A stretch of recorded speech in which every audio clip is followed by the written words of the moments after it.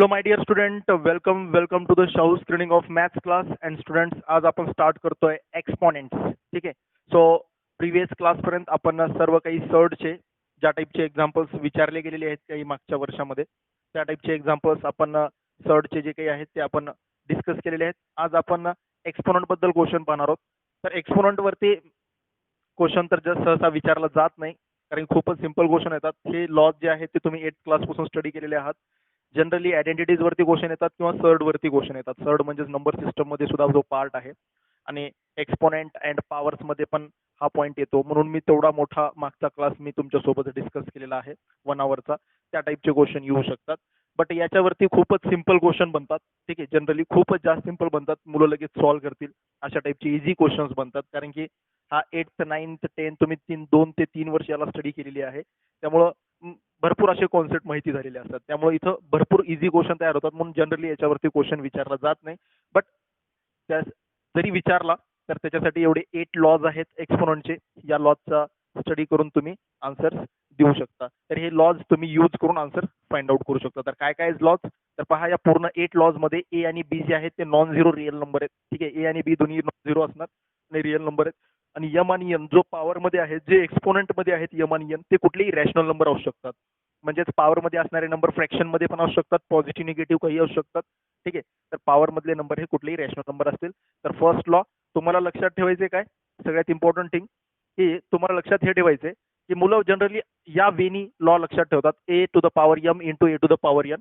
तर तुम्हाला असा रिव्हर्स वेनी पण लॉ लक्षात राहायला पाहिजे. रिव्हर्स वेनी जर तुम्हाला असं दिलं असेल a to the power m plus 1 m plus n, तर तुम्ही त्याला अशा पद्धतीने पण लिहिता आलं पाहिजे. रिव्हर्स पण लक्षात ठेवायचे. रिव्हर्स मुलगा काय करतो की 2 to the power 3 into 2 to the power 5 असं जर म्हटलं, 2 to the power 3 into 2 to the power 5 असं जर म्हटलं, तर मुलगा लगेच म्हणतो sir 2 to the power 3 plus 5. ठीक आहे. बट जर तुम्हाला असं सांगितलं असेल a to the power B plus c, तर तुम्हाला याचा रिव्हर्स पण आठवला पाहिजे की याला मी ब्रेक करू शकतो separate A to the power B into A to the power C. अशा पद्धतीने मी सुद्धा रिव्हर्स पद्धतीने प्लस मध्ये दिला असेल तर मल्टिप्लिकेशन मध्ये ब्रेक करू शकतो, आणि मल्टिप्लिकेशन मध्ये दिला असेल तर पॉवरला ऍडिशन मध्ये पण लिहू शकतो. तर दोन्ही वेनी लक्षात ठेवायचे. प्रत्येक प्रत्येक लॉ दोन्ही वेनी लक्षात ठेवायचे. दोन्ही एम इंटू एन दिला तर मी एम ला अगोदर लिहिणार, एन ला नंतर लिहिणार, किंवा असं जरी लिहिलं तरी चालतं. याला a to the power n to the power m, अगोदर आतमध्ये एन घेतला नंतर एम घेतला तरी पण चालतो, काही प्रॉब्लेम नाही. ए बी चा पॉवर एकच दिलेला आहे, तर त्याला मी सेपरेट लिहू शकतो. मल्टिप्लिकेशन मध्ये असेल किंवा डिव्हिजन मध्ये असेल तरी पण मी सेपरेट लिहू शकतो. ठीक आहे. मल्टिप्लिकेशन आणि डिव्हिजन मध्ये एक पॉवर दिलेला आहे, त्याला मी सेपरेट लिहू शकतो. देन डिव्हिजन मध्ये आहे तर पॉवरचं सबट्रॅक्शन होईल. ठीक आहे. परत ए बाय बी चा पॉवर निगेटिव्ह आहे, तर मी या ज्याचा पॉवर निगेटिव्ह दिलेला आहे त्याचा जर मी रेसिप्रोकल घेतला तर पॉवर पॉझिटिव्ह होतो. ठीक आहे. ए बाय बी चा पॉवर मायनस एम होता, त्याचा ए बाय बी चा जर मी रेसिप्रोकल घेतला बी बाय ए, तर पॉवर होणार पॉझिटिव्ह, मायनस एम चा प्लस एम होणार रेसिप्रोकल घेतला की. म्हणजे जर बेसचा रेसिप्रोकल घेतला की पॉवर पॉझिटिव्ह होणार. हा एक लॉ आहे.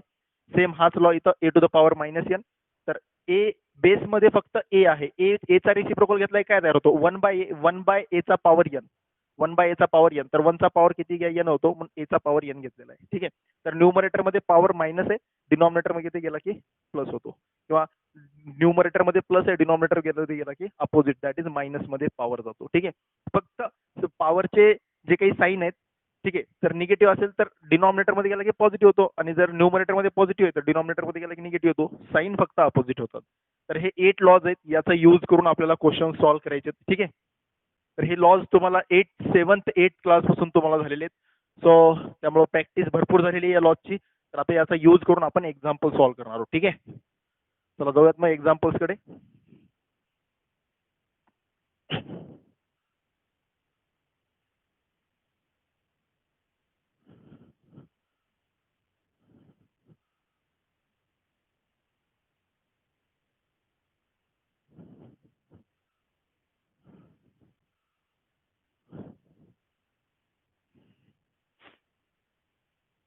So, question: the largest number among the following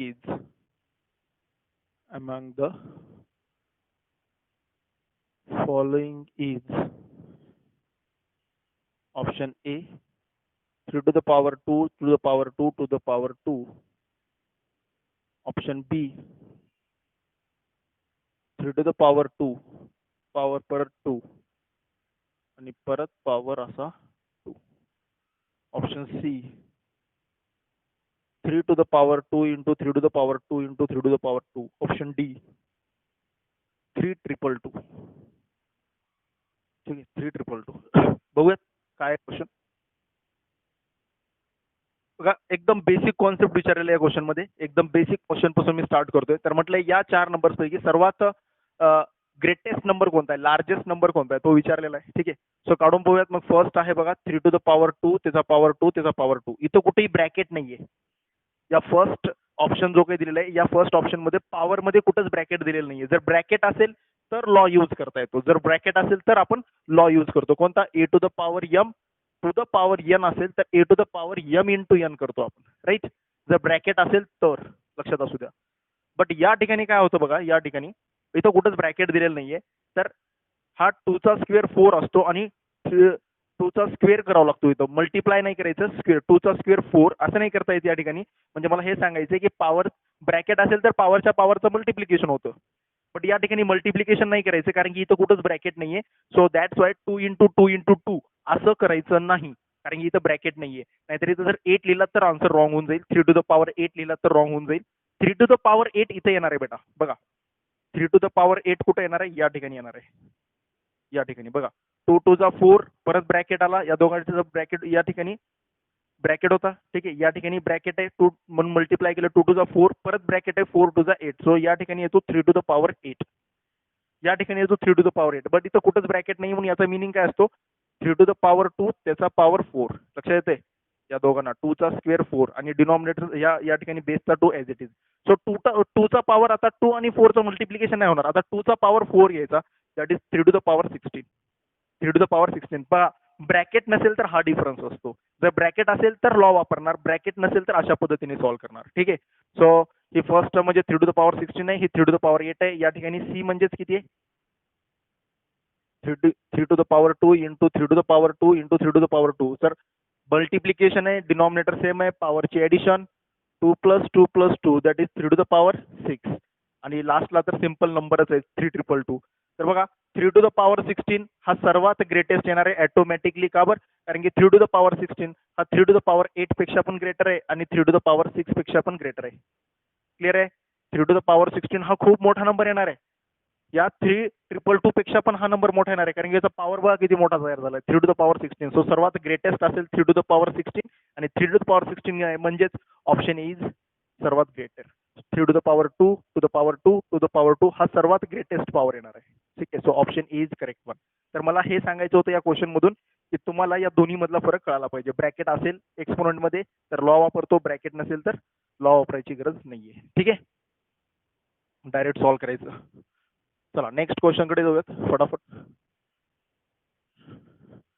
त्या 3,222 ला मी जास्त लक्ष नाही दिलं आता. राईट आहे ना. त्या 3,222 ला मी जास्त लक्ष नाही दिलं कारण की सगळ्यात 3,222 पेक्षा पण सगळ्यात मोठा पॉवर मला 16 दिसला. 16 3 to the power 16 हा खूप मोठा नंबर येणार आहे. तो कॅल्क्युलेट करत बसण्याची गरज नाहीये. खूप मोठा नंबर येणार आहे कारण की मोठा म्हणजे कसा, जे बाकीचे 3 ऑप्शन्स होते त्याच्यापेक्षा नक्कीच 3 to the power 16 ग्रेटर येणार आहे. म्हणून मी त्याला कॅल्क्युलेट करत नाही बसलो, direct 3 to the power 16 greater म्हटला कारण की ग्रेटर येणार आहे क्लिअरली दिसत होतं आपल्याला. चलो नेक्स्ट वन.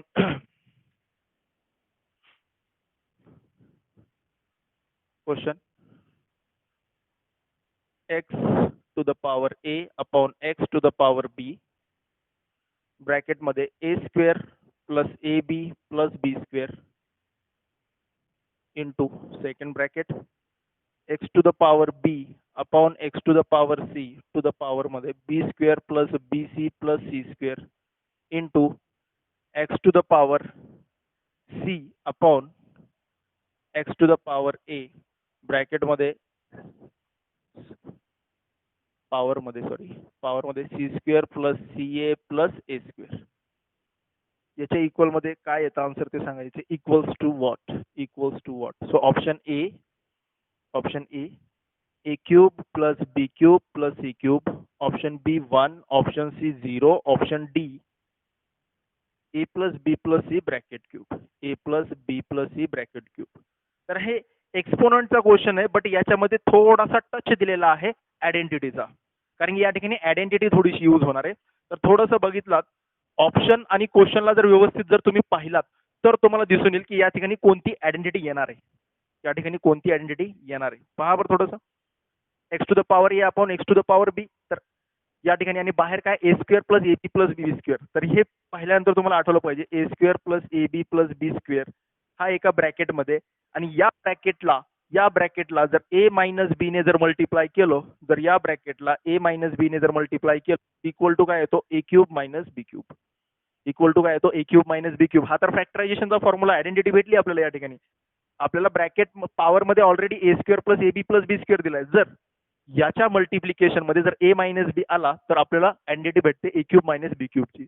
मग याच्या मल्टिप्लिकेशन मध्ये ए मायनस बी कसा येणार तर बघा क्लिअरली दिसतोय बेस सेम आहे आणि डिनॉमिनेटर मध्ये आहेत डिव्हिजन आहे. बेस सेम आहे आणि डिव्हिजन आहे. मग न्यूमरेटरच्या पॉवर मधून डिनॉमिनेटरचा पॉवर सबट्रॅक्ट होतो. दॅट इज ए मायनस बी तर लगेच येतोय लॉ यूज केला की डिव्हिजन आणि बेस सेम असताना लॉ यूज केला ए मायनस बी येतो पॉवर मध्ये ए मायनस बी येतो आणि ए मायनस बी आणि हा बाहेरचा पॉवर यामध्ये ब्रॅकेट आहे म्हणून पॉवरच्या पॉवरचं मल्टिप्लिकेशन होतं आणि मल्टिप्लिकेशन झालं की A cube minus B cube तयार होतो. सो मी तेच करणार आहे X to the power A minus B याच्या बाहेर A square plus A B plus B square into X to the power B minus C B square plus B C plus C square into X to the power C minus A बाहेर काय येणार आहे C square plus C A plus A square. पॉवरच्या पॉवरचं multiplication X to the power A minus B A square plus A B plus B square X to the power B minus C B square plus B C plus C square into X to the power C minus A C square plus C A plus A square. Clear आहे okay. आता प्रत्येक ठिकाणी identity वापरता येईल हीच identity मला आता प्रत्येक ठिकाणी वापरता येईल. दॅट इज एक्स इज एक्सच्या पॉवर मध्ये काय येईल A cube minus B cube into पुढे B minus C A that is B cube minus C cube into X C minus A that is C cube minus A cube. तर ही identity जी आहे याला multiply करून C cube minus A cube याला multiply करून B cube minus C cube अशा पद्धतीने. सो बेस सेम आहे. आता न्यूमरेटरची काय होईल addition X to the power A cube minus B cube plus B cube minus C cube plus C cube minus A cube. पॉवरची addition केली direct. So minus B cube plus A cube minus A cube minus A cube plus A cube cancel X to the power 0 that is equal to 1. So answer येतो 1. ठीक आहे option 1 is correct. एकदम simple बघा एकदम simple. फक्त lodge वापरायचे. Lodge click झाले पाहिजेत अगोदर. लॉ क्लिक झाले आणि आयडेंटिटीचा पण क्वेश्चन याच्यामध्ये मिक्सअप करून विचारलाय. म्हणजे एक्सपोनंटचे laws of exponent and identities या दोन कॉन्सेप्टला मिक्स करून हा क्वेश्चन तयार झालेला आहे. तर ज्यांना हे क्लिक झालं ऑप्शन वरून ऑप्शन मध्ये पॉवर 3 दिलेलं आहे बघा. तर ऑप्शन मध्ये पॉवर 3 दिलेलं आहे तर तुम्हाला लक्षात यायला पाहिजे की इथं कुठंतरी पॉवर 3 येतो का. या क्वेश्चनला सॉल्व्ह करून आपल्याला पॉवर 3 मध्ये काही आणता येतं का. तर यस पॉवर 3 मध्ये आयडेंटिटी आणता येते. आयडेंटिटी वापरून पॉवर 3 मध्ये आणता येते आणि पॉवर 3 मध्ये आणलं की मग पुन्हा परत लॉ ऑफ एक्सपोनेंट वापरला. बेस सेम आहे मल्टिप्लिकेशन आहे तर पॉवरची X to the power 0 that is 1. So option B is correct.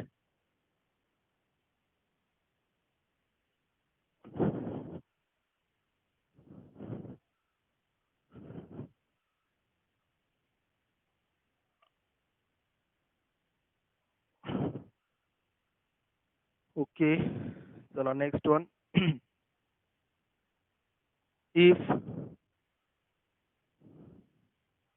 if 2 to the power x is equal to 4 to the power y is equal to 8 to the power z and 1 upon 2x plus 1 upon 4y plus 1 upon 6z is equal to 24 by 7. Find the value of z. Find the value of z. Find the value of z. ठीक है चलो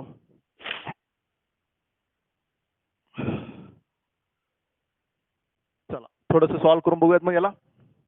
ठीक आहे तर आपल्याला ही given condition दिली एवढी ही given आहे आणि हे पण गिवनच आहे कारण की या पूर्ण एक्सप्रेशनची व्हॅल्यू दिलेली आहे 24/7. तर मी काय करेन बघा इथून मी काहीतरी एक्स वाय झेड तर मी या तिघांना पण एका सेम टर्म मध्ये आणेन. मला काय करायचंय झेड ची व्हॅल्यू काढायची. बघा कॉन्सेप्ट काय मला झेड ची व्हॅल्यू काढायचे. झेडची व्हॅल्यू काढण्यासाठी मला हे एक्सप्रेशन दिलेलं आहे. या एक्सप्रेशन मध्ये एक्स वाय झेड 3 व्हेरिएबल्स आहेत आणि या एक्सप्रेशन मधून मला 24/7 येईल. या तिघांची ऍडिशन केल्यानंतर व्हॅल्यू 24/7 येईल. अशी व्हॅल्यू येण्यासाठी झेडची व्हॅल्यू काय पुट करायला पाहिजे? तर या ठिकाणी मी एक्स आणि वाय, मला झेडची व्हॅल्यू काढायची आहे म्हणून मी एक्सला पण झेडच्या टर्म मध्ये रिप्रेझेंट करेन आणि वायला पण झेडच्या टर्म्स मध्ये रिप्रेझेंट करेन. म्हणजे या दिलेल्या एक्सप्रेशन मध्ये मी एक्स आणि वायला कन्वर्ट करणार आहे इन टर्म्स ऑफ झेड मध्ये. तर एक्स आणि वायला इन टर्म्स ऑफ झेड मध्ये कन्वर्ट करण्यासाठी त्या एक्स आणि वायची झेडच्या टर्म्स मध्ये व्हॅल्यू काय येते त्याच्यासाठी मी याचा यूज करेन. ही पहिली कंडिशन, ही पहिली गिवन कंडिशन. सो मग आता मी इथून एक्स आणि वायची व्हॅल्यू काढायची आहे मला इन टर्म्स ऑफ झेड मध्ये. तर त्याच्यासाठी मी याचा यूज करेन. बघा काय येतो इथून. Z 2 to the power x 4 आहे. 4 म्हणजे 2 to the power 2 y 8 z z 8 आहे. 8 म्हणजेच काय? 8 ला मी काय करतो? बेस सेम करतो. या ठिकाणी बेस सेम करतो. 8 म्हणजे 2 to the power 3 z. So काय भेटेल मग या ठिकाणी? 2 to the power x पॉवरच्या पॉवरचं multiplication 2 to the power 2y 2 to the power 3z. तर इथून आपल्याला भेटलं हे तीन टर्म्स सेम आहेत असं सांगितले, तर यांची एक्सपोनेंट पण सेम असायला पाहिजे. That is x is equal to 2y is equal to 3z. याला 1 म्हणतो मी, याचा यूज करायचे. तर मला काय करायचं या ठिकाणी? एक्सला पण झेडच्या टर्म्स मध्ये आणायचे. एक्सच्या ठिकाणी मी 3z लिहू शकतो. आता एक्सला मी झेडच्या टर्म्स मध्ये आणू शकतो आणि 4y या 4y ला तर मी या ठिकाणी वायला पण झेडच्या टर्म्स मध्ये लिहू शकतो, कारण की जिथं 2y आहे तिथं 3z येणार. तर जिथं 4y आहे तर या दोन्ही साईडला 4 ने मल्टिप्लाय करेन. बघा, so therefore x is equal to 3z and 2y is equal to 3z. So 2y is equal to 3z आहे, राईट. तर मला व्हॅल्यू कशाची काढायची? 4y ची. मला व्हॅल्यू कशाची काढायची? 4y ची. सो 4y ला दोन्ही साईडला मी 2 ने मल्टिप्लाय करतो. 2 into 2y 2 into 3z, right आहे का? So 4y is equal to 6z. 4y is equal to 6z. तर या आलेल्या दोन्हीही व्हॅल्यूज मी याच्यामध्ये पुट करेन आणि आन्सर काढेन. So therefore 1/2x 1/2x plus 1/4y plus 1/6z is equal to 24/7. So 1/2x म्हटले तर x ची व्हॅल्यू किती आहे? 3z. तर 2x ची व्हॅल्यू 6z. 2x ची व्हॅल्यू 6z. लक्षात येते? 1/2x आहे, x ची व्हॅल्यू 3z आली तर 2x ची व्हॅल्यू 6z. 1/4y 4y ची व्हॅल्यू पण 6z आणि इथं पण काय 6zच आहे ऑलरेडी. याला मी चेंज नाही केलं, याला ऍज इट इज ठेवलं. हे ऑलरेडी झेडच्या टर्म्स मध्ये. मी फक्त x ला आणलं झेडच्या टर्म्स मध्ये आणि y ला पण आणलं झेडच्या टर्म्स मध्ये. ते आणलेल्या व्हॅल्यूज ते x आणि y ला झेडच्या टर्म्स मध्ये कुठून आणलं? तर दिलेल्या गिवन कंडिशन वरून. ठीक आहे. आणि इक्वल टू 24/7. सो प्रत्येकाचा डिनॉमिनेटर सेम आहे. 1 + 1 + 1 3/6z. न्यूमरेटरची direct addition 24/7. 3 1 जा 3 2 जा 1/z is equal to 1/2z is equal to 24/7. So इथून किती येईल मग? 7 is equal to 48z. 7 is equal to किती येतोय? डिवाइडचा 2 इकडे जाऊन म्हणतो 48z ची व्हॅल्यू येते 7/48. पहा किती सिंपल. सॉल्व करत गेलं आन्सर आलं. ठीक आहे. पण हे मेथड आणि हा कॉन्सेप्ट मात्र लक्षात राहायला पाहिजे. ठीक आहे. चलो नेक्स्ट क्वेश्चन कडे जाऊयात आपण.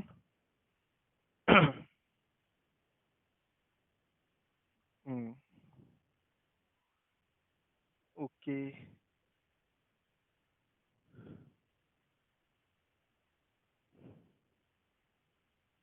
चला हाच क्वेश्चन, फक्त मी एक नॉर्मल चेंज करेन या क्वेश्चन मध्ये. बघा, हाच क्वेश्चन फक्त एक नॉर्मल चेंज करेन, त्यावेळेस कसं सॉल्व करायचे बघूयात. If 2 to the power x is equal to 4 to the power y is equal to 8 to the power z and xyz is equal to 288. X into y into z is equal to 288. Then 1/2x plus 1/4y plus 1/6z upon 8z. आता मागच्या वेळेस 6z होता, आता 8z equal to what? याची value काय येते असं विचारलंय question. हा नॉर्मल चेंज केला मी क्वेश्चन मध्ये, एकदम नॉर्मल चेंज आहे. 2 to the power x 4 to the power y आणि 8 to the power z हे तिन्ही इक्वल आहेत असं मागच्या क्वेश्चन मध्ये पण सांगितलं होतं, इथं पण सांगितलंय. फक्त मागच्या क्वेश्चन मध्ये काय आणखीन एक गिवन इन्फॉर्मेशन होती, एक इक्वेशन आपल्याला दिलं होतं. आता त्यांनी इक्वेशन न देता आता त्यांनी एक्स वाय झेड च्या मल्टिप्लिकेशनची व्हॅल्यू दिली आणि या एक्सप्रेशनची व्हॅल्यू आपल्याला त्यांनी विचारली. सो कसं सांगता येईल मग आन्सर बघा.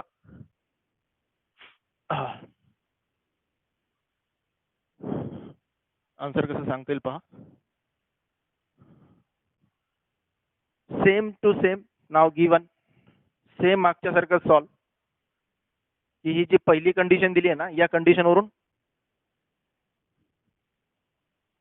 याच्यावरून हे अशा पद्धतीने सॉल्व करणार, इथपर्यंत येणार. हे असं सेम टू सेम बघा. एक्स ची व्हॅल्यू 3z येणार, इथं पण किती येणार, एक्स ची व्हॅल्यू 3z येणार. ठीक आहे.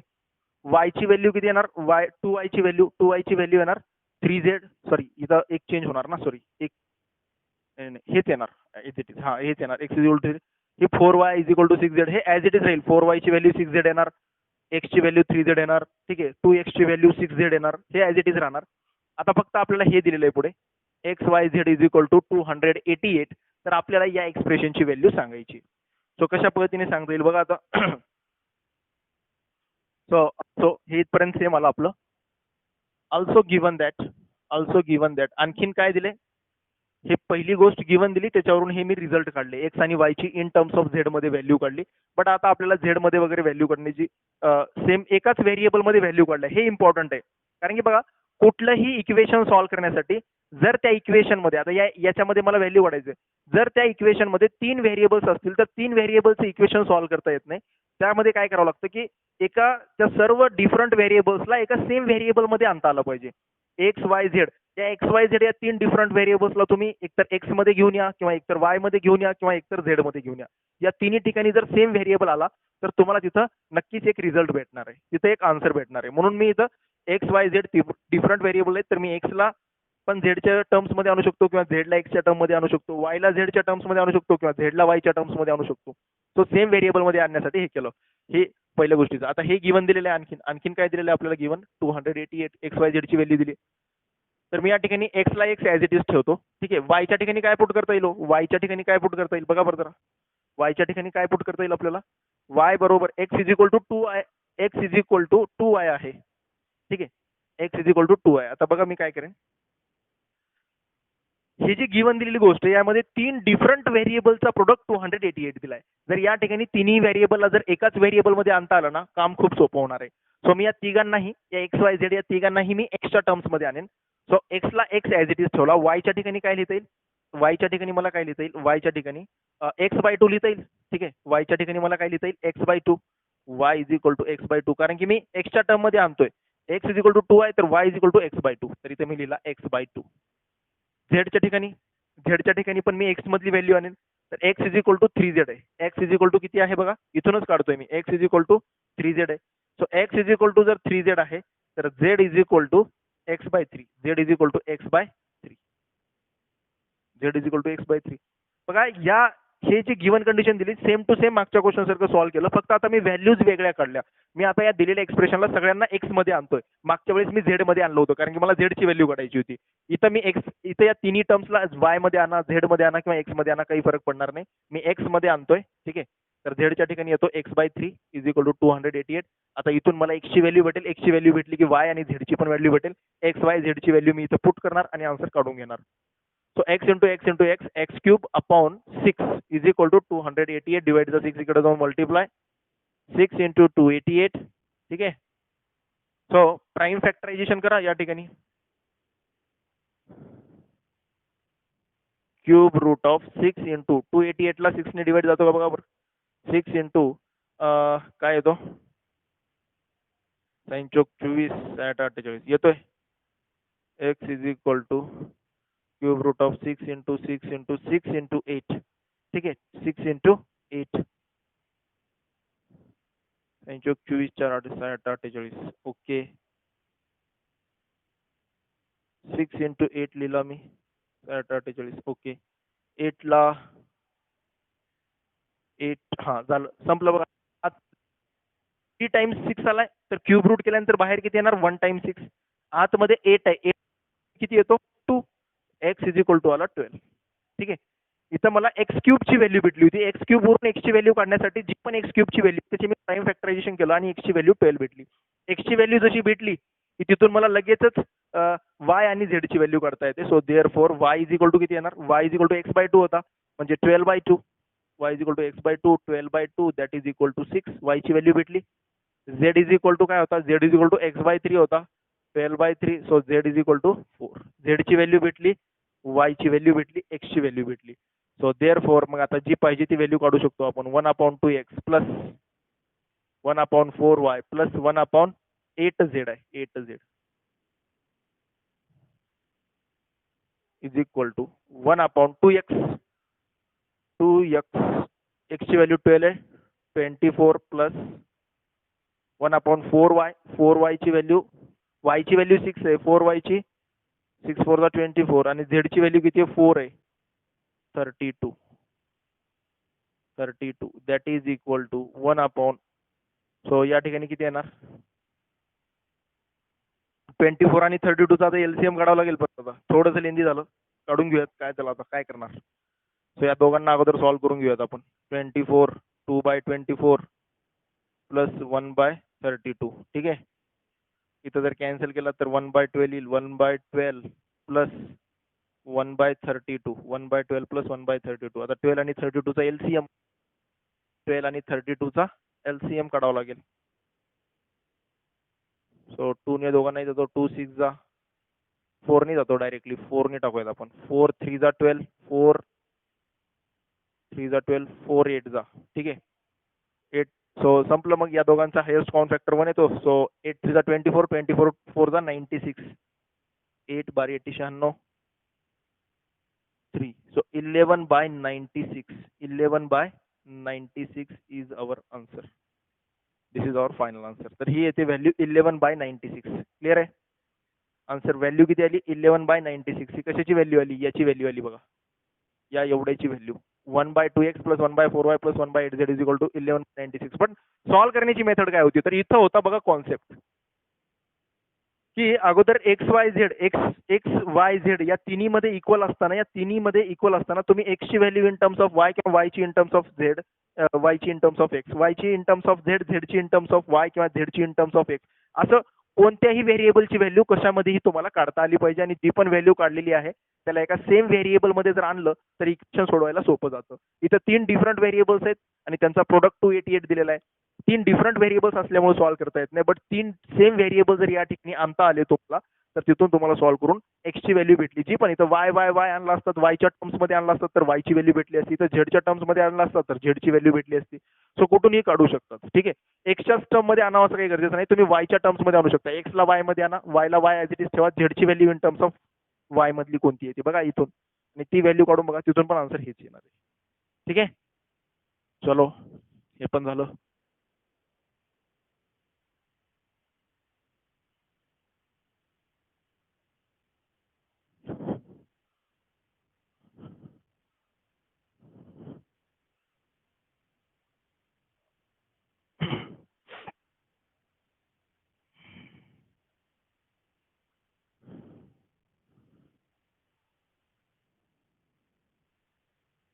ओके.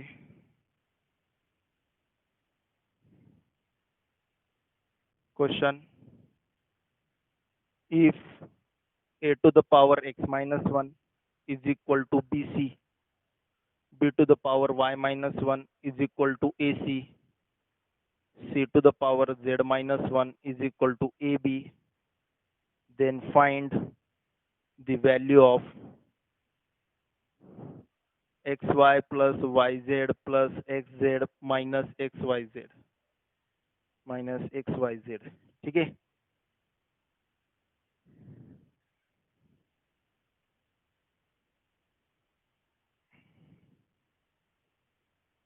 चलो बघा आता काय करता येईल याला solution. a to the power x minus 1 is equal to bc दिलंय, यालाच मी काय लिहिता येतो a to the power x minus 1. तर मी सांगितलं होतं जे काही आपले लॉज आहेत ते लॉज ऑफ एक्सपोनंट त्याला रिव्हर्स पद्धतीने पण लिहिता आलं पाहिजे. सो इथं मायनस आहे, सो मायनस असेल तर मी याला डिवाइड मध्ये ब्रेकडाऊन करू शकतो. So a to the power x upon a -1 आहे, -1 न्यूमरेटर मध्ये आणि डिनॉमिनेटर मध्ये आल्यास काय होणार +1. ठीक आहे. मग इथं 1 लिहिला नाही म्हणजे पण डिनॉमिनेटर मध्ये गेल्यास तो पॉझिटिव्ह झाला. That is equal to bc. याला जर सॉल्व्ह केला तर a to the power x is equal to काय येणार abc डिवाइडचा इकडे जाऊन मल्टिप्लाय abc. सिमिलरली याच पद्धतीने याला सुद्धा सॉल्व्ह करता येईल. b to the power y minus 1 is equal to ac. So b to the power y upon b is equal to ac implies that b to the power y is equal to abc. Similarly, c to the power z minus 1 is equal to ab. तर मी तर direct लिहून टाकतो मग C to the power Z is equal to ABC. Direct लिहून टाकलं मी या ठिकाणी. ठीक आहे, डायरेक्ट लिहून टाकलं. जसं वरती आलं तसंच इथं पण येणार. C to the power Z is equal to ABC. ठीक आहे. आता मला याची व्हॅल्यू काढायची आहे बघा, याची व्हॅल्यू काढायची आहे. तर याची व्हॅल्यू बघा या तिघांचा यूज करू ना, या तिघांचा यूज करून. आता बघा क्वेश्चन कुठं बदलतात, क्वेश्चन अवघड कुठं करायला चालू होतात एक्सपोनंटचे. तर तुम्हाला या तीन व्हॅल्यूज भेटलेल्या आहेत, या तिन्ही व्हॅल्यूज मध्ये हेराफेरी करायची काहीतरी. हेराफेरी म्हणजेच काय, तर या तीन तीन इक्वेशन्स आहेत तुमच्याकडे. तीन इक्वेशनला तुम्ही तीन पैकी दोघांना ऍड करा, तिसऱ्यामधून सबट्रॅक्ट करा. म्हणजे जी एलिमिनेशन मेथड जी आपण वापरतो लिनियर इक्वेशन टू व्हेरिएबल मध्ये, तर तसंच या तिन्ही मध्ये तुम्हाला या तिघांमध्ये तुम्हाला यूज करायचे त्याच टाईपचे कॉन्सेप्ट. मग या तिघांना तुम्ही मल्टिप्लाय करू शकता किंवा तीन पैकी दोघांना डिवाइड करा, याच्यासोबत मल्टिप्लाय करा. असं काय करता येईल की असं केल्यानंतर तुम्हाला ही व्हॅल्यू भेटेल. ठीक आहे. असं एलिमिनेशन मेथड म्हणजे जसं आपण दोन इक्वेशनला सबट्रॅक्ट करतो, दोन इक्वेशनला आपण मल्टिप्लाय पण करतो काही वेळेस काही सिच्युएशन मध्ये. सो मग असं या तीन इक्वेशन मध्ये मी काय करू जेणेकरून मला याची व्हॅल्यू भेटेल. तर बघा काय करता येईल. तर x Y plus Y Z plus X Z. ठीक आहे, x Y plus Y Z plus X Z हे येण्यासाठी आपल्याला काय करावं लागेल. ठीक आहे. सो या ठिकाणी A to the power X. Okay, तर इथं मला काय करता येईल, तर एक्स वाय आणायचे. आपल्याकडे फक्त सध्या एक्स आहे, इथं वाय आहे, इथं झेड आहे. या जर मी तिघांना जर मल्टिप्लाय केलं, या तिन्ही इक्वेशनला जर मी मल्टिप्लाय केलं तर जस्ट पॉवर मध्ये काय येईल एक्स वाय झेड. पण मल्टिप्लाय पण करता येणार नाही कारण की तिघांचे बेस पण डिफरंट आहेत. सो मग मी इथून काय करतो, इथून मला काहीच दिसत नाहीये. A to the power X आहे, B to the power Y आहे, C to the power Z आहे. बघा असं लिहून बघा वाटलं तर. या तिघांचं मल्टिप्लिकेशन असं याला असं लिहिता येत नाही. A to the power A B C is equal to X Y Z असं असं लिहिता येत नाही याला. ठीक आहे, कारण की हे कधी लिहिता येतं ज्यावेळेस पॉवर सेम असला पाहिजे. पॉवर सेम असेल तर त्या बॉक्समध्ये टाकून पॉवर आपण लिहू शकतो. बट तिन्ही पॉवर डिफरंट आहेत आणि तिन्ही बेस पण डिफरंट आहेत. सो असं लिहू शकत नाही. म्हणून मी काय करतो, ए टू द पॉवर एक्स ची व्हॅल्यू आपल्याकडे आहे, तिथून मी ए ची व्हॅल्यू काढून घेतो. सो ए ची व्हॅल्यू काढण्यासाठी इथं पॉवर मध्ये एक्स आहे. सो दोन्ही साईडचा मी एक्स रूट घेईन, X root. So X root म्हणजे एबीसीचा पॉवर 1/x. इथून बी ची व्हॅल्यू एबीसीचा पॉवर 1/y. कारण की इथं पॉवर मध्ये वाय होता तर दोन्ही साईडचा वायथ रूट घेतला. वायथ रूट घेतला की इथला वाय आणि इथं 1/y येणारा आणि हा अगोदरचा वाय कॅन्सल होऊन फक्त बी राहील आणि इकडे 1/y येऊन जाईल. सो सिमिलरली या ठिकाणी C to the power Z आहे, दोन्ही साईडचा झेडेथ रूट घेईन. झेडेथ रूट घेतला की ABC to the power 1/z भेटून जाईल. ठीक आहे, ABC to the power Z भेटून जाईल. आता बघा बरं थोडंसं, आता दोन्ही साईड बघा बरं. आता हे जे नवीन इक्वेशन्स आलेले आहेत तुमचे एबीसीचे ज्या पण व्हॅल्यूज आलेत त्यांना जर तुम्ही मल्टिप्लाय केला तर तुमच्या या पॉवरची बेस सेम आले बघा, बेस सेम आले दिसतेत. आता अगोदर बेस सेम नव्हते. ठीक आहे, या ठिकाणी एबीसी एबीसी एबीसी. बट इकडे A to the power X into B to the power Y into C to the power Z काही रिझल्ट भेटत नव्हता. बट आता बघा एबीसी या तिघांचं जर मल्टिप्लिकेशन केला तर तुम्हाला बेस सेम दिसतोय आणि बेस सेम दिसत असल्यामुळे त्यांच्या पॉवर मध्ये जे पण नंबर्स आलेत, जे पण एक्सपोनंट आलेत त्यांची ऍडिशन पॉसिबल होऊन जाईल. आणि त्यांची ऍडिशन पॉसिबल झाल्यानंतर मग आपल्याला पुढे सॉल्व्ह करायला इझी जाईल. बघा बरं आता. सो मल्टिप्लाइंग या तिघांचं मल्टिप्लिकेशन केलं, A B C is equal to ABC to the power 1/x into ABC to the power 1/y into ABC to the power 1/z. So base same आहे, पॉवरची addition ABC to the power 1/x plus 1/y plus 1/z. ABC किती येऊन जाईल, LCM काढला x Y Z, इथे येणार Y Z plus X Z plus Y x किंवा x Y. आणि इकडे काय आहे एबीसी, इकडे काय राईट हँड साईड लेफ्ट साईडला काय एबीसी. आता बघा इकडं याच्या पॉवर मध्ये काहीच नाही म्हणजे 1 आहे, याच्या मध्ये हा एवढा टर्म आहे. सो बेस सेम आहेत, ऑलरेडी बेस सेम दिसत आहेत. जर बेस सेम असतील तर पॉवर पण सेमच व्हायला पाहिजेत, सेमच असायला पाहिजेत, तरच हे left hand side right hand साईडची व्हॅल्यू इक्वल होईल. सो इथून आपल्याला रिझल्ट भेटेल implies that 1 is equal to Y Z plus X Z plus Y X upon X Y Z. ठीक आहे, हा रिझल्ट भेटतो. डिवाइडचा एक्स वाय झेड इकडे जाऊन multiply X Y Z is equal to Y Z plus X Z plus Y X. हा plus X Y Z इकडे जाऊन काय होतो मायनस आणि लेफ्ट हँड साईडला काहीच नाही म्हणजे 0 राहतो. So 0 equal to X Y plus X Y म्हणजेच Y X plus Y Z plus Z X plus इकडे जाऊ minus X Y Z is equal to 0. तर याची व्हॅल्यू येते बेटा 0.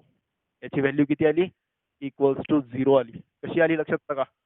कशा पद्धतीने खेळ करतो आपण पहा. आपल्याकडे तर एवढंच होतं. मुलगा काय करतो, इथपर्यंत सर्वजण सॉल्व्ह करतात. जे नॉर्मल स्टुडंट्स आहेत, जे रेग्युलर स्टडी करतात, ते इथपर्यंत नॉर्मली सॉल्व्ह करतात. ए टू द पॉवर एक्सची व्हॅल्यू आली, बी टू द पॉवर वायची value, C to the power झेडची. बट तुम्हाला असं काहीतरी करायचंय की ते केल्यानंतर तुम्हाला हे एक्सप्रेशन भेटायला पाहिजे. हे एक्सप्रेशन भेटण्यासाठी 3 इक्वेशन मध्ये तुम्हाला खेळता आलं पाहिजे. या 3 इक्वेशनला मल्टिप्लाय करायचे का इथून एबीसीची. मी काय केलं, जस्ट इथून एबीसीची व्हॅल्यू काढली आणि देन मी मल्टिप्लाय केलं तिन्ही इक्वेशन. तिन्ही मल्टिप्लाय केलं, A to be into C आला. आणि कशामुळे असं मल्टिप्लाय केलं तर बघा, 1/x प्लस 1/1/z या तिघांची ऍडिशन म्हणजे जे पाहिजे ते एक्सप्रेशन होतं. या तिघांची ऍडिशन म्हणजे जे पाहिजे ते एक्सप्रेशन होतं.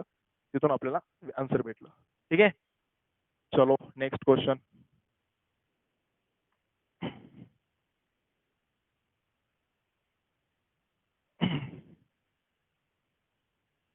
ओके.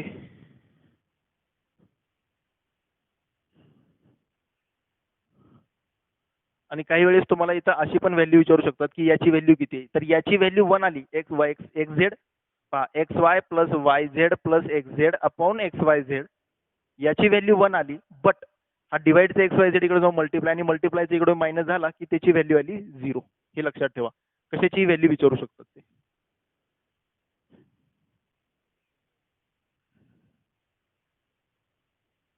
चलो नेक्स्ट क्वेश्चन कडे जाऊयात.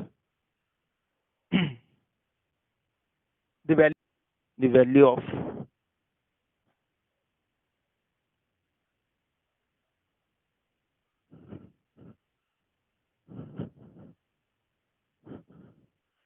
the value of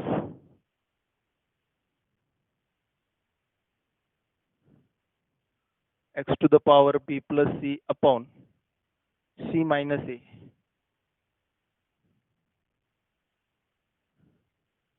whole to the power a minus b whole to the power 1 upon a minus b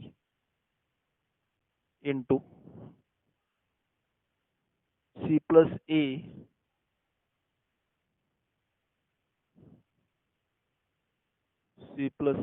upon a minus b x to the power आणि power मध्ये 1 upon a to the power 1 upon b minus c 1 upon b minus c a plus b minus c x to the power a plus b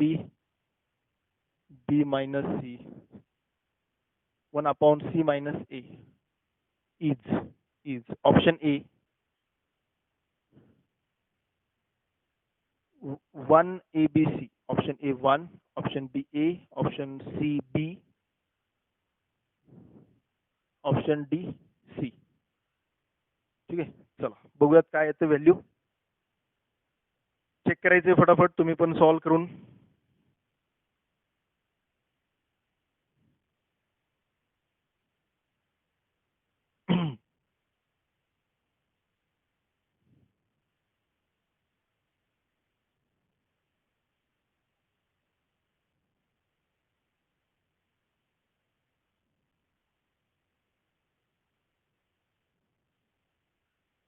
okay चलो. चला याची value वाढायचे तर बघा काय होईल या ठिकाणी. जस्ट पॉवरच्या पॉवरचं multiplication, power power multiplication, power power multiplication.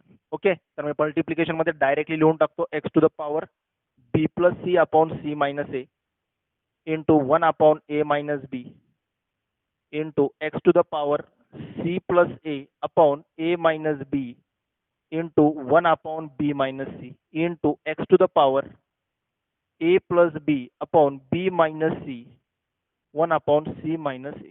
ठीक आहे. 1 अपॉन सी मायनस ए. आता मल्टिप्लिकेशन केल्यास काय येईल बघा. पॉवर मध्ये सगळ्यांचा बेस सेम आहे. अगोदर मल्टिप्लाय करूयात आणि देन मग पॉवरची ऍडिशन करूयात. राईट.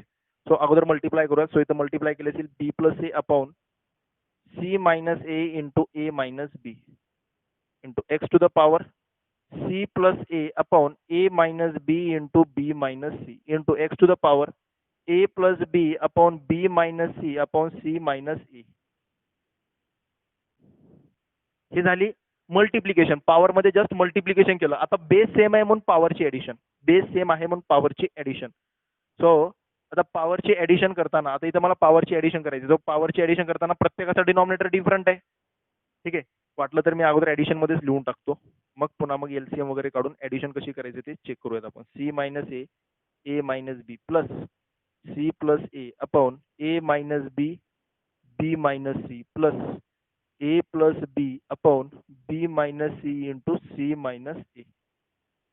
ही झाली पॉवरची ऍडिशन. आता पॉवरची ऍडिशन करायची तर करायची कशी, तर डिनॉमिनेटर मधून एलसीएम काढावं लागेल. सो एलसीएम काय काढणार, ए minus B A minus B, A minus बी दोन्हीमध्ये दिसतोय, बी मायनस सी दिसतोय, सी मायनस ए दिसतोय. सो ए मायनस बी मायनस सी आणि सी मायनस ए ह्या झाला, हे तीन ब्रॅकेट आली एलसीएम. बघा ए मायनस बी पहिल्या दोन ब्रॅकेट मध्ये, तिसऱ्यामध्ये नाहीये. सो ए मायनस बी कॉमन, बी मायनस सी लास्ट दोन ब्रॅकेट मध्ये, फर्स्ट ब्रॅकेट मध्ये नाहीये, फर्स्ट टर्म मध्ये नाहीये बी मायनस सी, आणि C minus A he first आणि लास्ट टर्म मध्ये सी मायनस ए आहे, मिडल टर्म मध्ये सी मायनस ए नाहीये. तर तो पण कॉमन, तो पण आला एलसीएम मध्ये. सो हा आला एलसीएम. तर आता न्यूमरेटर मध्ये काय येईल, सी मायनस ए आणि ए मायनस बी या दोन टर्म्सला मी कशाने मल्टिप्लाय करू की हा एलसीएम येईल. तर या दोन टर्म्स तर ऑलरेडी आहेत एलसीएम मध्ये, फक्त बी मायनस सी नाहीये. म्हणजे या फर्स्ट टर्मला जर बी मायनस सी ने मल्टिप्लाय केलं तर ही एलसीएम येतोय. मग डिनॉमिनेटरला बी मायनस सी ने मल्टिप्लाय करायची, तर न्यूमरेटरला पण बी मायनस सी ने मल्टिप्लाय, इक्विव्हॅलेंट फ्रॅक्शन साठी B plus C B minus C. ठीक आहे, पुढे प्लस, इथं पण सिमिलरली या डिनॉमिनेटर या सेकंड टर्म मध्ये डिनॉमिनेटर मध्ये जी टर्म नाहीये त्या टर्मने जस्ट न्यूमरेटर मध्ये मल्टिप्लाय करायचे, ए मायनस बी मायनस सी. तर सी मायनस एने या डिनॉमिनेटरला मल्टिप्लाय केल्यानंतर मग एलसीएम येतो. तर डिनॉमिनेटरला सी मायनस एने मल्टिप्लाय करायचं, तर न्यूमरेटरला पण सी मायनस एने प्लस ए प्लस बी आहे, तर इथं ए मायनस बी. चेक करून बघा. ठीक आहे, सो आता न्यूमरेटर मध्ये बघितलात की तुम्हाला दिसून जाईल एक्स टू द पॉवर काय दिसतोय, A plus B A minus B, A plus B A minus B अशा टाइप मध्ये दिसतोय. सो न्यूमरेटर मध्ये येणार B square minus C square plus C square minus A square plus A square minus B square, आणि denominator मध्ये A minus B B minus C आणि C minus A. So plus B square minus B square minus A square plus A square plus C square minus C square. So numerator मध्ये आला zero, denominator मध्ये हे तीन bracket. आता numerator मध्ये zero आलाय, फ्रॅक्शनच्या numerator मध्ये झिरो आलाय, तर न्यूमरेटरला कुठल्याही नॉन झिरो नंबरने जर डिवाइड केलं तर झिरोच येतो, म्हणजे पॉवर मध्ये झिरो येणार आहे, म्हणजे X to the power zero म्हणजे answer is 1. So option A is correct, option A is correct. ठीक आहे,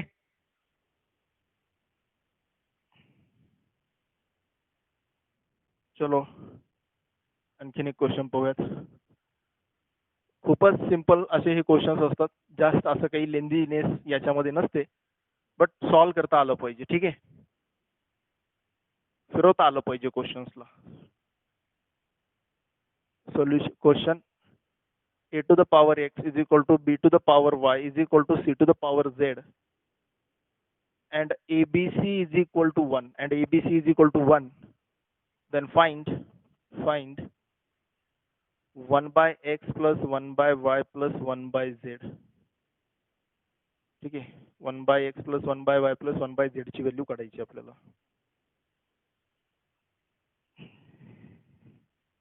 चलो, तर या टाईपचे पण क्वेश्चन थोडेसे फेमस आहेत. याला टॅकल करण्यासाठी एक आणखीन एक मेथड आहे.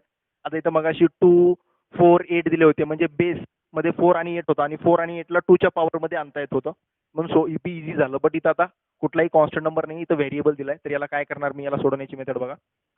A to the power X B to the power Y is equal to C to the power Z is equal to K. ठीक आहे, A to the power X ची व्हॅल्यू काहीतरी के असेल, मी ऍझ्युम केलं. A to the power X ची value जर K असेल तर B to the power Y ची पण व्हॅल्यू केच असेल, कारण की B to the power Y A to the power X equal आहे. Similarly C to the power Z ची पण व्हॅल्यू केच असेल, C to the power Z ची पण व्हॅल्यू केच असेल. ठीक आहे, सो या तिघांची व्हॅल्यू इक्वल टू के आली.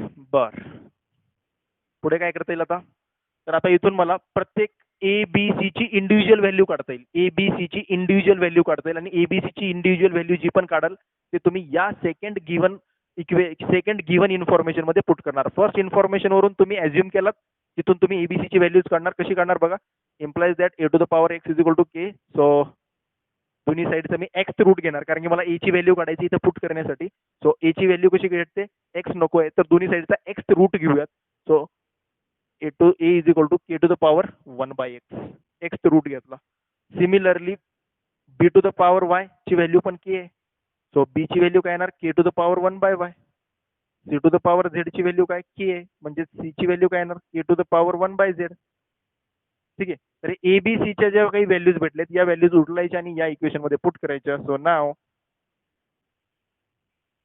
ABC is equal to 1. So A ची value k to the power 1/x into k to the power 1/y into k to the power 1/z is equal to 1.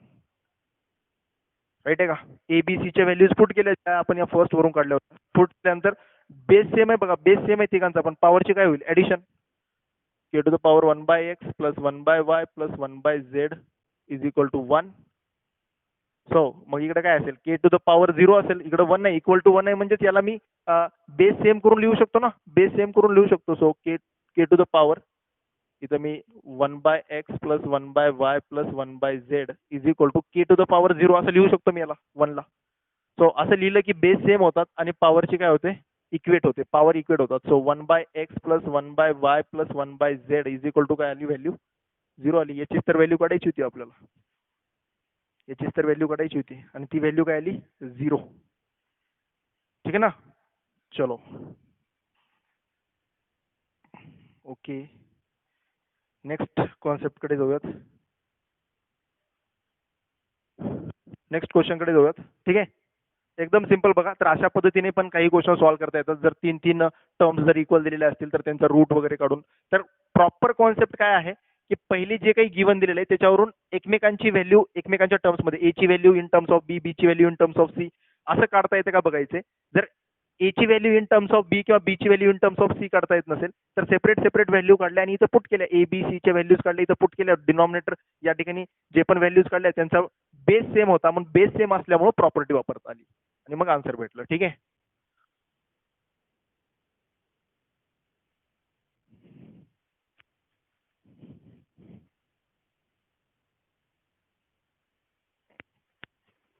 if question if PQR is equal to 1 then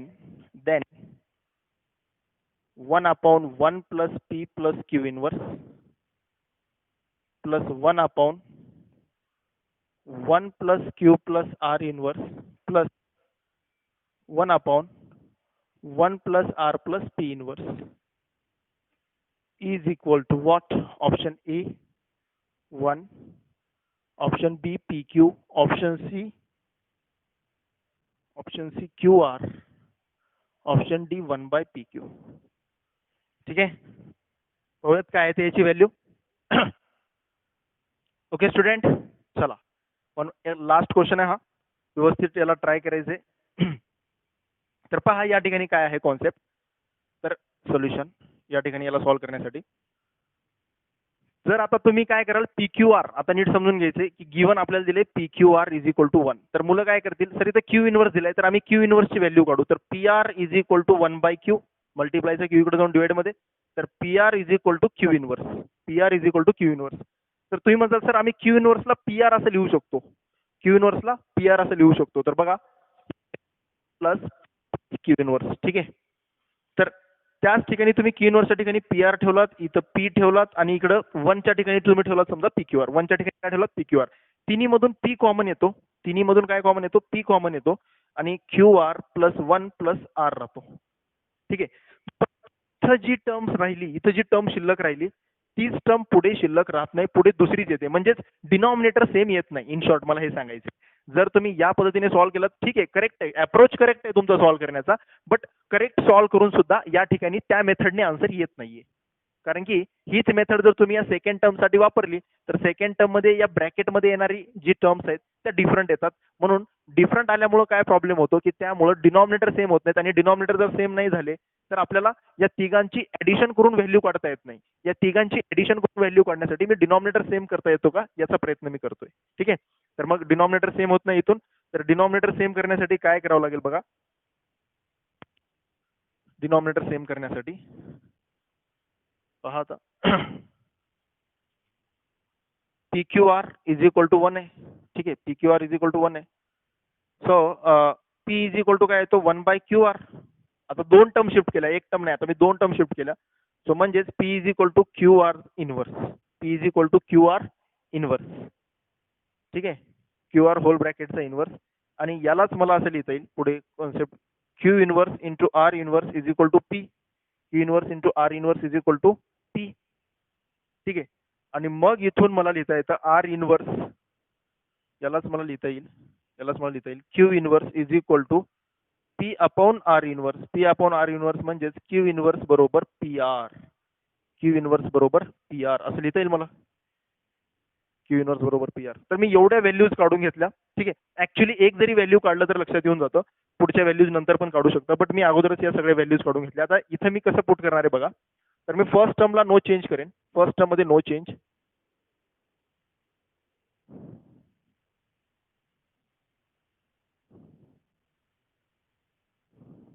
is equal to first term मध्ये no change 1 plus P plus Q inverse plus या ठिकाणी मी numerator denominator दोघांना पण मी Q ने multiply करेन. Q ने न्यूमरेटर डिनॉमिनेटर या दोघांना पण मी क्यू ने मल्टिप्लाय करेन. क्यू ने मल्टिप्लाय का करतोय, कारण की इथं जर क्यू ने मल्टिप्लाय केलं डिनॉमिनेटरला तर इथं काय येतं Q inverse into R inverse. आणि क्यू इन्व्हर्स इंटू आर इन्व्हर्सची व्हॅल्यू मी पी घेतलेली आहे ऑलरेडी. ठीक आहे, सो म्हणून 1 plus Q plus R inverse plus या ठिकाणी मी पी ने मल्टिप्लाय करेन. पी ने, कारण की पी ने जर मल्टिप्लाय केलं तर इथं पी आर येतो. पी आर म्हणजेच व्हॅल्यू काय येते क्यू इन्व्हर्स. म्हणून इथं न्यूमरेटर डिनॉमिनेटर दोघांना पण मी पी ने मल्टिप्लाय करून बॅलन्स करतोय. पी पी कॅन्सल होणार, बट मी याला बॅलन्स केलं, ऍडजस्टमेंट केली, जेणेकरून मला डिनॉमिनेटर सेम आणता येईल. सो आता बघा डिनॉमिनेटर सेम येतो. न्यूमरेटर मध्ये क्यू ॲज इट इज, हा क्यू आतमध्ये तिघांनाही मल्टिप्लाय होईल. क्यू प्लस, ठीक आहे, क्यू क्यू इंटू इथं काय होता क्यू इंटू क्यू इन्व्हर्सनी मल्टिप्लाय करायचे. सॉरी, इथं कशाने क्यू इन्व्हर्सनी मल्टिप्लाय करावं लागेल ना, कारण की क्यू इन्व्हर्स, हा राईट, इथं क्यू इन्व्हर्सने मल्टिप्लाय केलं बॅलन्स करण्यासाठी. सो क्यू इन्व्हर्सने आतमध्ये मल्टिप्लाय केला. Q inverse into Q, Q inverse into Q plus Q inverse into R inverse plus P upon या पी ने आतमध्ये multiply P plus P R plus P into P inverse. P into P inverse. आता इथून बघा काय भेटतं, P plus Q inverse plus plus Q inverse as it is, आणि denominator मध्ये क्यू इन्व्हर्सची व्हॅल्यू ॲज इट इज ठेवूयात आपण, कारण की क्यू इन्व्हर्स डिनॉमिनेटर मध्ये पण आहे आणि डिनॉमिनेटर सेम करतोय. सो क्यू इन्व्हर्सला ॲज इट इज ठेवलं. क्यू इंटू क्यू इन्व्हर्स किती येणार, Q into Q inverse, Q to the power 0, Q to the power 0 म्हणजेच 1. Q into R inverse that is P, Q into Q inverse into R inverse P. बघा denominator same आले पहिल्या दोन टर्म्सचे. तसंच similarly third term साठी पण P ला P as it is, ठीक आहे, पी ॲज इट इज राहणार आहे. पी आर, पी आरच्या इक्वल मध्ये काय येतो Q inverse P into P inverse that is याचा power 1, 1 minus 1 power 0 power P to the power 0 म्हणजेच 1. तर बघा काय आलं, डिनॉमिनेटर मध्ये तिन्ही टर्म सेम आल्या. सो डिनॉमिनेटर सेम आला तर 1 plus P plus Q inverse, तर डिनॉमिनेटर सेम असतील तर न्यूमरेटरचे direct addition 1 plus Q inverse plus P हे पूर्णच्या पूर्ण कॅन्सल होऊन जाईल आणि व्हॅल्यू 1 येईल. व्हॅल्यू काय येईल 1. ठीक आहे, आय होप सो क्लिअर झाला असेल. पहा फक्त डिनॉमिनेटर सेम करण्यासाठी ऍडजस्टमेंट. इथं पी ने जर मल्टिप्लाय केलं दोघांना पण तर P into P inverse that is 1 येतोय, P into R P R येतोय आणि पी ला पी ॲज इट इज. मग आता या ठिकाणी पी आर ची व्हॅल्यू क्यू इन्व्हर्स येते आणि हा 1 होतोय. एक क्यू इन्व्हर्स येतोय, एक 1 येतोय. क्यू इन्व्हर्स आणि 1 आला आणि पी आला तर हे फर्स्ट आणि थर्डचे सेम येऊ लागलेत. मग फर्स्ट आणि थर्ड टर्मचे डिनॉमिनेटर सेम येत आहेत, बट पी ने मल्टिप्लाय केल्यास. मग तसंच सेकंड टर्मला मी कशाने मल्टिप्लाय करू की डिनॉमिनेटर मध्ये 1 plus P plus Q inverse यायला पाहिजे. सो क्यू इन्व्हर्स सुरुवातीला आला, इथं 1 आला, इथं पी इन्व्हर्स येण्यासाठी इथं क्यू इन्व्हर्सनी मल्टिप्लाय करायचं होतं, म्हणून इथं न्यूमरेटर डिनॉमिनेटर दोघांनाही क्यू इन्व्हर्सनी मल्टिप्लाय केलं. डिनॉमिनेटर सेम आला, न्यूमरेटरची ऍडिशन केली डायरेक्टली, पूर्णच्या पूर्ण न्यूमरेटर डिनॉमिनेटर सेम होते, कॅन्सल होऊन 1 आला. ठीक आहे, आय होप सो क्लिअर झाला असेल. तर या ठिकाणी हा लॉज आहे एक्सपोनेंट, हा चॅप्टरच पूर्ण फिनिश होतो. ठीक आहे, आज आपण सगळे एक्सपोनेंटचे एक्झाम्पल्स पाहिले, तर याच टाईपचे एक्झाम्पल्स येतात. थोडीशी प्रॅक्टिस फक्त असली पाहिजे, लॉजिक लावलं पाहिजे, प्रॅक्टिस मधूनच हे क्वेश्चन्स येतात. कारण की लॉज तर असेच असणार ज्या पद्धतीने आपण या ठिकाणी लॉजचा यूज केला, लॉज ऑफ एक्सपोनेंटचा, तर हा यूज तर आपण तसंच करणार. बट पुढे ज्या ज्या एक्सप्रेशनची व्हॅल्यू तुम्हाला सांगितली ते एक्सप्रेशन केव्हा भेटतं, मी काय काय कॅल्क्युलेशन्स करू, कोणते कोणते कॉन्सेप्ट वापरू की मला ते एक्सप्रेशन मिळवता येईल आणि त्या एक्सप्रेशनची व्हॅल्यू काढता येईल, ते इम्पॉर्टंट आहे. ठीक आहे, सो या ठिकाणी आपला हा चॅप्टर फिनिश होतो. थँक्यू सो मच अँड भेटूयात स्टुडंट नेक्स्ट क्लासमध्ये. See you again.